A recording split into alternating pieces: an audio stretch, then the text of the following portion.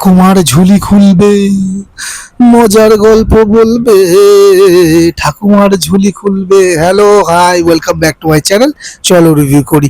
আর আমি যিশু চলে এলাম আজ একটা ওয়েব সিরিজের ট্রেলারের রিভিউ করতে। তো হইচইতে চলে এসছে ঠাকুমার ঝুলির ট্রেলার। আছে এখানে শ্রাবন্তী, আর শ্রাবন্তীকে ঠাকুমার চরিত্রে কেমন লাগলো ট্রেলারে আপাতত তারই একটা ছেঁড়াকাটা করবো, আর ওভারঅল ট্রেলারটা কেমন লাগলো তারই একটা ছেঁড়াকাটা করবো। তো চলো রিভিউ করি।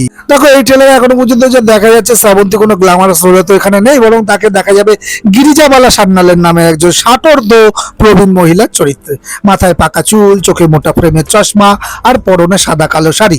শ্রাবন্তীর লুকটা কিন্তু এক কথা দারুণ লাগছে। এখনো পর্যন্ত বেশ সাহসী একটা পরিবর্তন, এবং ডায়লগ ডেলিভারি কিন্তু যে একটা ম্যানারিজম তিনি নিয়ে এসেছে সেটা কিন্তু এখনো পর্যন্ত ভালো লাগছে। আচ্ছা, ট্রেলারে দেখা যাচ্ছে গিরিজাবালা শান্ত জীবনে একটা বড় মোড় আসে যখন তার নাতনি যজ্ঞসেনী, যেটা দিব্যানী মণ্ডল প্লে করছে, তিনি বিদেশ থেকে ফেরে। এরপর বিষ্ণুপুরে একটা বিয়ে বাড়িতে হঠাৎই আম্রপালি নামের একজনের রহস্যময় মৃত্যু হয়। সবাই বিষয়টিকে দুর্ঘটনা বলল, গিরিজাবালার তীক্ষ্ণ নজর অন্য কিছু আজ করে শুরু হয় দিদা নাতনির এক অভিনব রহস্য সমাধান। আচ্ছা, কেন দেখবেন বা কেন দেখা উচিত বলে আমার এখনো পর্যন্ত লাগে, এটা সাধারণ কোনো থ্রিলার নয়। যেটা দেখে মনে হচ্ছে পুরোনো দিনের অভিজ্ঞতা আর আধুনিক জেনারেশনের লজিকের এক দুর্দান্ত কম্বো দেখতে হবে এই জুটির মধ্যে।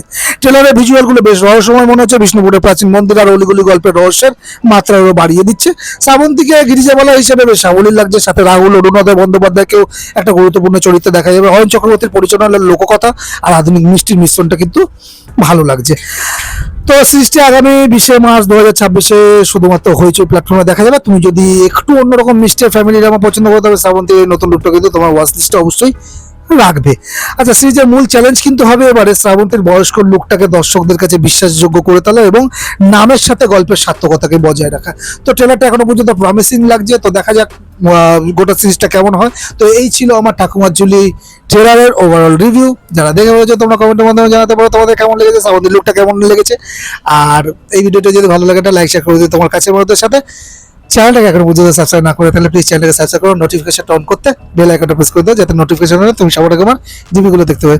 তো দেখা হচ্ছে নেক্সট ভিডিওতে, নেক্সট মুভি রিলেটেড বা সিরিজ রিলেটেড কোনো রিভিউ নিয়ে। ততক্ষণ ভালো থাক, সুস্থ থাকো, দেখতে থাকো। চলো রিভিউ করি, টাটা।